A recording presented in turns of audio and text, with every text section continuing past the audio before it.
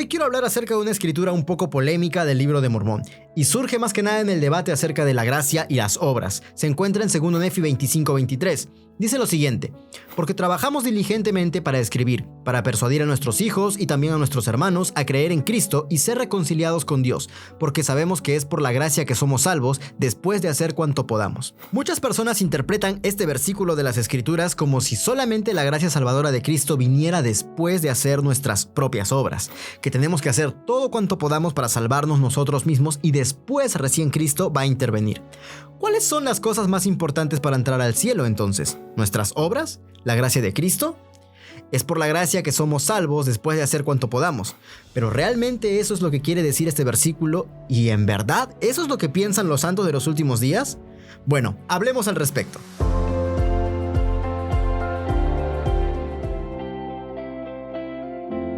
Ok, vamos por partes. Es por la gracia que somos salvos, después de hacer cuanto podamos. Que este versículo nos confunda es un poco entendible. Puede ser y ha sido interpretado de diferentes maneras por muchos miembros y líderes de la iglesia. Por ejemplo, Harold B. Lee dijo lo siguiente: verdaderamente somos redimidos mediante la sangre expiatoria del Salvador del mundo, pero solo después de que cada uno haya hecho todo lo que ha podido por labrar su propia salvación. Por el otro lado, en 2015, el elder Dieter F. Uchtdorf hizo la siguiente reflexión: me pregunto si a veces malinterpretamos la frase después de hacer cuanto podamos. Debemos entender que después de no significa debido a. No nos salvamos debido a que hacemos todo lo que podamos.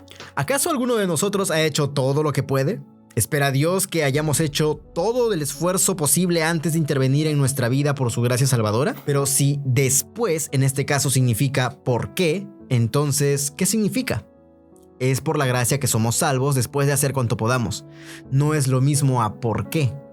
Así que voy a argumentar que en este caso, después de que hacer cuanto podamos, debe interpretarse como a pesar de hacer cuanto podamos. En otras palabras, según Nefi 25:23, no está a favor de la salvación según las obras, sino que todo lo contrario, señala que después o a pesar de hacer cuanto podamos, es la gracia de Cristo la que nos salva.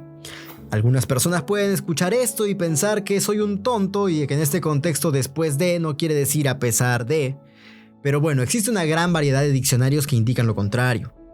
Ahora, hagamos lo siguiente. Voy a profundizar un poco más en estas escrituras. El Libro de Mormón se publicó en 1830.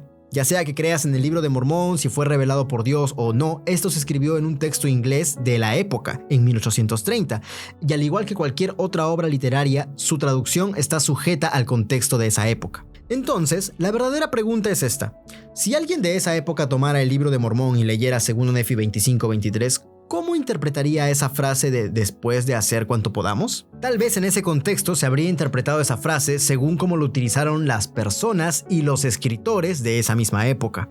Entonces, veamos cómo se usó esa frase en esa época específica.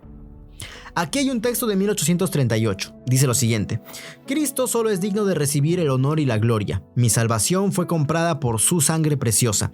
Él comenzó la obra en mí. Él debe continuarla y por su gracia debo ser salvo. El cielo es un regalo después de hacer cuanto podamos. Dejando la teología a un lado y hablando ahora de manera lingüística, me siento como un profesional letrado.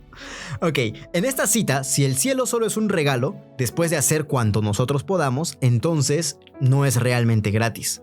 Sería como decir, este auto del año es gratis y solo tienes que donar $50,000 para tenerlo. Eso no tiene mucho sentido, ¿verdad? Esta cita solo tiene sentido si se interpreta como el cielo es un regalo a pesar de hacer cuanto podamos. Aquí hay un texto similar de 1841. Después de hacer cuanto podamos, no merecemos su gracia y todo es un regalo de su parte. Aquí hay otro texto de 1850. Después de hacer cuanto podamos, es por las misericordias del Señor que no hemos sido destruidos. Y así los ejemplos pueden seguir y seguir. En el Libro de Mormón, esta frase, a pesar de hacer cuanto podamos, no es solo una interpretación que se puede admitir, es la interpretación que tiene más sentido dentro del contexto lingüístico mucho más amplio. Fue con el tiempo que las interpretaciones de este mismo pasaje de las Escrituras han ido cambiando, y para ver más o menos un resumen de esto, te comparto la cita de Daniel O. McClellan. En los años posteriores a la publicación del Libro de Mormón, los miembros de la Iglesia de Jesucristo de los Santos de los Últimos Días se vieron atraídos hacia una soteriología más ortopráxica. Esto probablemente como resultado del desarrollo de ideologías y prácticas relacionadas con la naturaleza de Dios, el sacerdocio y sus ordenanzas, la laboriosidad y quizás también como reacción a la polémica antimormona por parte del protestantismo dominante. Para el momento en que los líderes de la iglesia interpretaron este pasaje impreso, el sentido deseado parecía haber cedido, gracias al malentendimiento de los límites ideológicos, a la disminución del compromiso con la literatura protestante, la ambigüedad natural del idioma y la noción normativa de larga data que debemos agotar hasta el último esfuerzo antes de que se active la gracia de Dios.